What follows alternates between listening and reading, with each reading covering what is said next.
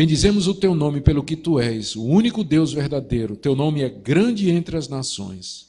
Em nome de Jesus. Amém.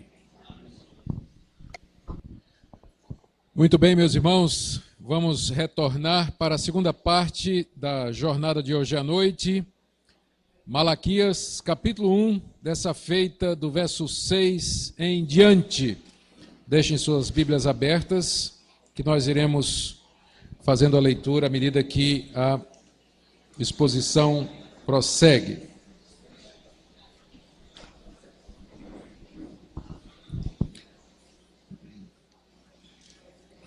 Aqui nós temos a segunda declaração de Deus, dirigida dessa feita aos sacerdotes, embora, é claro, por extensão a todo o povo. Conforme nós vimos na primeira parte, o livro de Malaquias trata do culto a Deus. Deus levantou esse profeta com o objetivo de chamar o povo e os sacerdotes ao arrependimento no que tange ao culto que estavam prestando a Deus. Deus zela pelo seu culto. Deus quer ser adorado da maneira certa e pelos motivos corretos. Por isso ele levantou o profeta Malaquias para corrigir o povo nesse assunto. Na primeira parte do livro que nós vimos, na primeira metade da nossa palestra nessa noite, Deus reafirma o seu amor pelo povo em termos da sua fidelidade soberana, o seu amor eletivo, o amor que chama, que escolhe para si. E que aquilo deveria ser um incentivo ao culto e à adoração durante os momentos difíceis que o povo estava prestando. Muito embora o povo tivesse reagido com até sarcasmo. Em que é que o Senhor nos amou? E a resposta de Deus é: eu amei vocês, amei Jacó e aborreci Esaú. Agora, na segunda parte do capítulo 1, nós temos uma outra declaração de Deus, dessa feita dirigida aos sacerdotes e relacionada com o culto. Nós vamos ler do verso 6 até o final do capítulo 1. Por favor, acompanhe a leitura. O filho honra o pai e o servo ao seu senhor. Se eu sou pai, onde está a minha honra? E se eu sou senhor, onde está o respeito para comigo, diz o Senhor dos Exércitos, a vós outros, ó sacerdotes, que desprezais o meu nome. Vós dizeis: em que desprezamos nós o teu nome? Ofereceis sobre o meu altar pão imundo, e ainda perguntais: em que te havemos profanado? Nisto que pensais, a mesa do Senhor é desprezível. Quando trazeis animal cego para sacrificardes, não é isso mal? E quando trazeis o coxo ou o enfermo, não é isso mal? Ora, apresenta-o ao teu governador. Acaso terá ele agrado em ti e te será favorável, diz o Senhor dos Exércitos. Agora, pois, suplicai o favor de Deus, que nos conceda a sua graça. Mas com tais ofertas nas vossas mãos, aceitará ele a vossa pessoa, diz o Senhor dos Exércitos. Tomara houvesse entre vós quem feche as portas, para que não acendesseis debalde o fogo do meu altar. Eu não tenho prazer em vós, diz o Senhor dos Exércitos, nem aceitarei da vossa mão a oferta. Mas desde o nascente do sol até o poente é grande entre as nações o meu nome, e em todo lugar lhe é queimado incenso e trazidas ofertas puras, porque o meu nome é grande entre as nações, diz o Senhor dos Exércitos. Mas vós o profanais, quando dizeis: a mesa do Senhor é imunda, e o que nela se oferece, isto é, a sua comida, é desprezível. E dizeis ainda: que canseira! E me desprezais, diz o Senhor dos Exércitos. Vós ofereceis o dilacerado e o coxo e o enfermo, assim fazeis a oferta. Aceitaria eu isso da vossa mão, diz o Senhor? Pois maldito seja o enganador, que tendo animal sadio no seu rebanho, promete e oferece ao Senhor um defeituoso.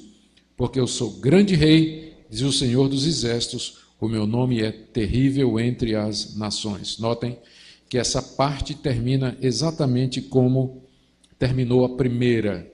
O verso 5, que marca o término da primeira parte, fala que os vossos olhos verão e vós direis: grande é o Senhor, também fora dos limites de Israel.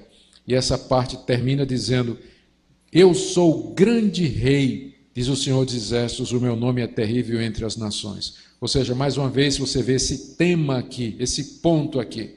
Deus reafirmando o que Ele é ao seu povo, para que seu povo o adore da maneira correta. Muito bem, aqui nessa parte são os sacerdotes que estão na mira do profeta Malaquias. Deus, através do profeta, se queixa de que eles não estão cultuando ou fazendo o seu serviço direito. Nós temos que lembrar aqui que os sacerdotes eram os responsáveis pelo culto a Deus no Antigo Testamento. O culto a Deus no Antigo Testamento, ao contrário de que muita gente pensa, era praticamente sacrifício. Era matar animais o dia todo. Eu sei que às vezes a gente pensa no culto do Antigo Testamento com os levitas cantando, o coral, não é? E as harpas, e alguém declamando. Eventualmente havia isso.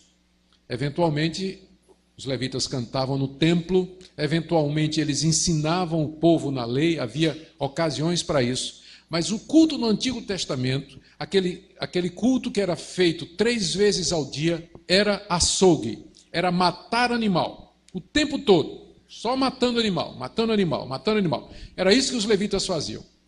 E é isso que eu acho também engraçado hoje em dia, quando aparecem aqueles grupos de louvor dizendo, nós somos levitas. Eu geralmente digo assim, se você quer ser levita, você vai ter que cuidar do templo, vai ter que lá limpar o chão, fechar as portas, cuidar da arrumação, limpar os banheiros, né, receber os visitantes, porque é isso que os levitas faziam. Hoje em dia o pessoal toca violão um pouquinho, tem uma voz entoada, eu sou levita.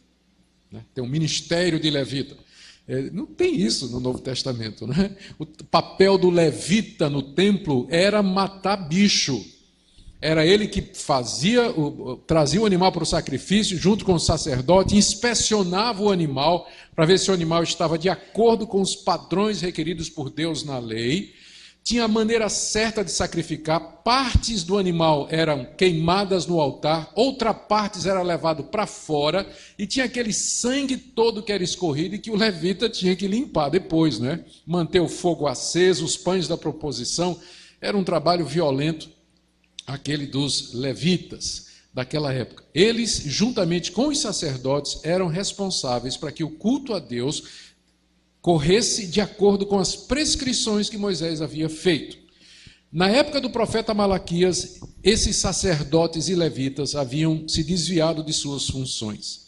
Há 2 coisas que Deus se queixa deles aqui. A primeira é a atitude deles para com o culto. Eles estavam fazendo aquilo de maneira enfadonha, estavam cansados, estavam desmotivados e faziam por fazer. E segundo, estavam fazendo da maneira errada. Estavam fazendo da maneira errada. E aqui nós aprendemos mais 2 coisas a respeito do culto. Primeira, que Deus quer ser cultuado da maneira como Ele determina. Nós não podemos inventar culto a Deus. Nós temos que adorá-lo de acordo com as suas prescrições e orientações. E segundo, que aqueles que ministram ao povo de Deus e que são responsáveis pelo culto, têm que fazê-lo pela razão correta. Tem que fazê-lo com motivação. É por isso que o pastorado é uma vocação, pessoas chamadas por Deus para isso. Não pode virar meio de vida, não pode virar mercenarismo, mas pessoas com motivos nobres, elas devem ocupar esse cargo de conduzir o povo em culto a Deus, pelos motivos que nós vamos ver aqui em seguida. Muito bem. Vamos então ver o nosso texto. Esse é o peso do texto aqui. No verso 6 vem a declaração de Deus, que na verdade é uma crítica. O filho honra ao pai e o servo ao seu senhor. Se eu sou pai, onde está a minha honra? E se eu sou senhor, onde está o respeito para comigo? Diz o Senhor dos Exércitos aos sacerdotes. Deus era o pai de Israel e Deus era o senhor de Israel. Como pai, ele merecia respeito. Eu sei que hoje as pessoas dizem assim, se Deus é meu pai, isso significa que eu tenho intimidade com ele e eu posso falar com Deus de qualquer jeito. Vocês não já ouviram isso? Deus é pai, então aquela intimidade, né? Papai e tudo mais. Só que toda vez que a Bíblia fala em Deus como pai, é sempre para pedir respeito dos filhos. Eu não estou dizendo que você não pode ter uma linguagem intimista com Deus, mas lembre que o seu pai é também o seu Senhor. e que Ele é o Criador e o Senhor absoluto do universo. Então, nós precisamos de um misto de intimidade com respeito, ou seja, uma intimidade respeitosa. É o que Ele está cobrando aqui. Se eu sou pai, cadê o meu respeito? Se eu sou o pai de vocês, por que vocês não me respeitam? Se eu sou o Senhor de vocês, por que vocês não me honram? E a resposta dos sacerdotes, na mesma linha da resposta do povo, porque tal a liderança, tal o povo, né? Eles perguntavam cinicamente, final do verso 6, em que nós desprezamos o teu nome? Em que nós estamos te desonrando, ó Deus? Em que nós estamos faltando com a honra? Será que eles não sabiam? É claro que sabiam o que estava acontecendo. Mas essa é a reação de corações endurecidos, de corações que não querem ouvir e se converter. Em que é que eu tenho errado? O que é que eu estou fazendo de errado? Mesmo que seja o próprio Deus que diga. E Deus pacientemente responde. A primeira coisa que ele diz aqui no verso 7 é que eles estão oferecendo culto de maneira errada e em seguida a atitude. Veja só, no verso 7, ofereceis sobre o meu altar pão imundo e ainda perguntais em que te havemos profanado? Uma das regras para o culto do Antigo Testamento é que diariamente tinha que haver pão fresquinho, chamados pães da proposição, que eram colocados no altar de Deus. Isso era para ser feito 3 vezes ao dia. Esse pão era para ser feito numa receita que Deus tinha dado a Moisés. De flor de farinha tinha que ter esses elementos e esses elementos. O pão imundo era aquele pão que o sacerdote estava fazendo e que não era de acordo com a receita. Deus chegava a esse detalhe. No meu culto, o pão tem que ser nessa receita aqui. Se não for nessa receita, é pão imundo. Graças a Deus pelo Novo Testamento, né? Mas no Antigo era assim. Deus mudou? Não, ele continua o mesmo. Ele quer ser adorado de acordo com o que ele diz. Nós não podemos inventar culto a Deus. Não podemos inventar elementos de culto. É isso que nós aprendemos aqui. Então, os sacerdotes estavam oferecendo o pão fora da medida que Deus havia estabelecido. E isso, agora vem o segundo pecado deles. O primeiro é oferecer a Deus um culto fora do padrão. O segundo era a motivação, final do verso 7. Vocês estão pensando, a mesa do Senhor é desprezível. No fundo do coração, aqueles sacerdotes estavam desprezando a mesa do Senhor. A mesa do Senhor era a mesa da proposição, onde os pães ficavam e que era o símbolo do próprio culto, juntamente com o altar. Então, imagina isso, o pastor dirigindo o culto a Deus e no fundo do seu coração, ele está desprezando aquilo. Ele está fazendo aquilo da boca para fora. Aquilo é um show, é um ato. O nome que nós damos para isso no Novo Testamento é ele é um hipócrita, porque no coração ele despreza tudo aquilo. Ele vê o povo cantando, ele despreza aquilo. O povo louvando a Deus, ele despreza aquilo. As orações, né? O pessoal está orando e ele lá fechando os olhos como se estivesse orando, dizendo, quando é que isso vai acabar? Eu não aguento mais. É o pessoal para orar longo, né? Que oração comprida, que mulher chata, toda vez é ela que ora. No coração ele despreza, sacerdotes que desprezam o culto.